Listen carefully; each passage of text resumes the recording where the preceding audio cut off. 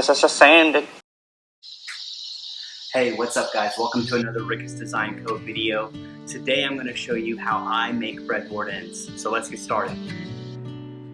Alright, so super simple right here. All I did was butt my breadboard end up against my tabletop, and I'm just taking my square, my speed square, and I'm marking in the very middle of each board. And now I'm taking my domino and I'm going to put a mortise in the middle of each board that makes up my tabletop, just like I put those lines on just a second ago.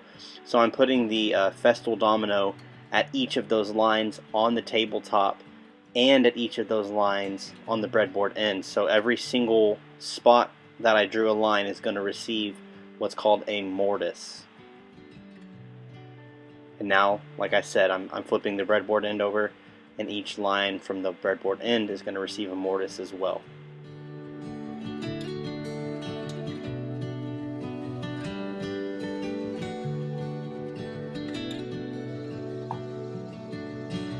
Okay, so real quick, let's talk these mortises that I just made with my tool. The tool is called a festal domino.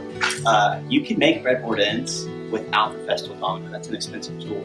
You can make it, a lot of people use hand tools to make them. One thing I would say is do not use pocket screws to make breadboard ends. That is a big no-no. So if you're buying furniture from somebody, not for somebody, if you're buying furniture from somebody and they make breadboard ends and they make them with pocket holes, that is not a good thing. Okay, your table is not going to move properly and it's going to crack. I 100% guarantee you, over time it's going to crack, especially where we live with the humidity and the way weather changes all the time. That tabletop is going to crack. Okay, so these mortises right here, the festal domino makes a joint called a loose mortise and tenon joint. So what I did is there's 7 holes on each. This is the breadboard and this is the tabletop. Okay, so the first 3 have a wider gap. It might be hard for you to see, but the first 3 have a wider gap, and the middle one has a narrow gap, and the last 3 have a wide gap. Okay, that's on both the tabletop and the breadboard end. Okay, so what that is for is the only joint out of all of these on the breadboard end, the only joint that's going to get glued is the very middle one. The very middle one's going to get glued, and then all of the table's going to get glued because I'm going to put these dominoes, these tenons, inside the whole tabletop. Okay, that's going to attach the breadboard into the tabletop. You can't have just one thing here, otherwise if someone puts pressure on it, it's going to break.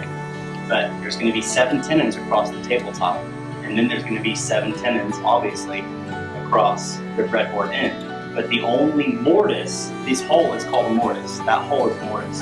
The only mortise that's going to receive glue on the breadboard end, this piece, is, well, that's not sawdust, the middle one, okay?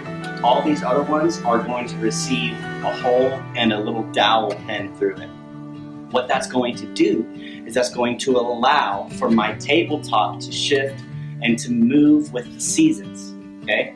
So if I have just glued up from end to end, if there's only glue, that's not going to allow this tabletop made of red oak to move, to shrink, to expand, to contract.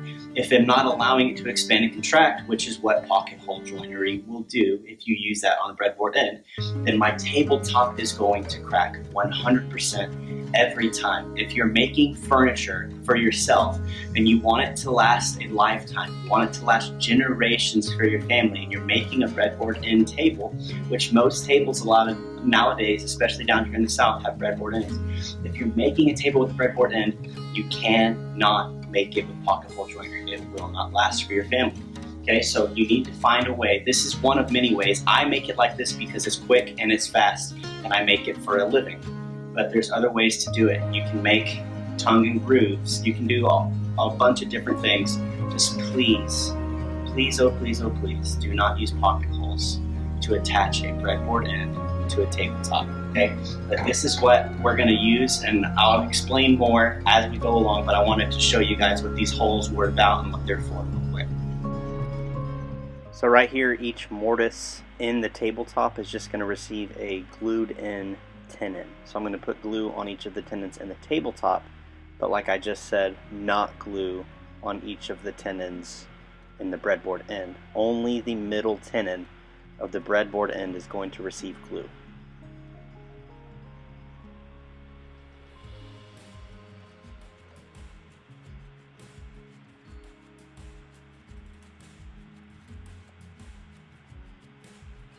Right here, all I'm doing is marking 1 1/4 inches down at each of the mortises, so that way when I drill a hole for draw boring a dowel pin in, they're all at the same depth and it looks good.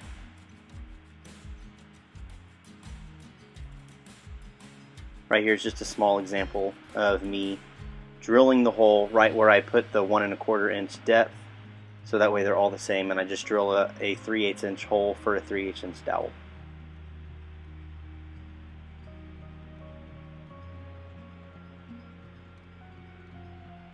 Now all I'm going to do real quick is I'm going to dry fit the breadboard end on. You have to dry fit the breadboard end on before you glue it in, just because right here, like I just drilled all those holes, I'm going to take my drill bit, and make sure if you do this that you have a brad point drill bit. Don't just use any regular drill bit.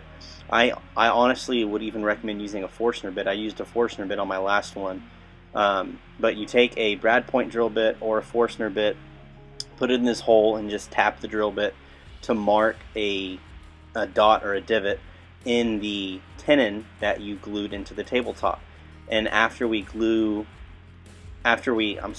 I mark all of those, I'll take the breadboard end off, and then I'll drill the holes for driving in the dowels to pull that breadboard end into the table.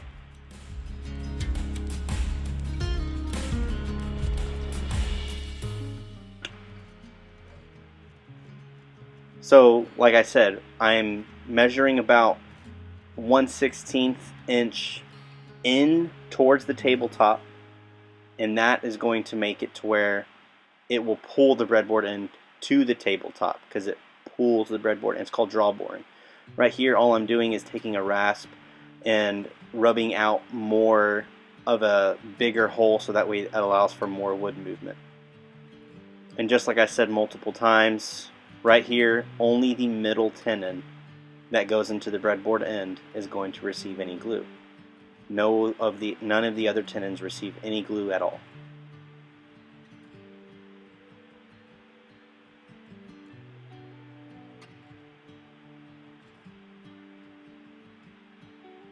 That looks delicious, baby. So here you just drive in. It's called draw boring. Like I said, it pulls the breadboard end towards the table, and all I'm doing is the very end of it will receive a small amount of glue. See, my fingertip gets glue on it right there, and you just tap it in a little bit, and that will glue it into the breadboard end, so that way the dowels don't come out, but it's still going to allow for wood movement of the tabletop.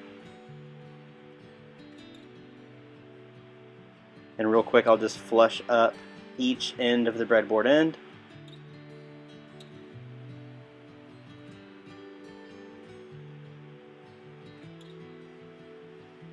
If you don't have a track saw, you can use a straight edge and a circular saw.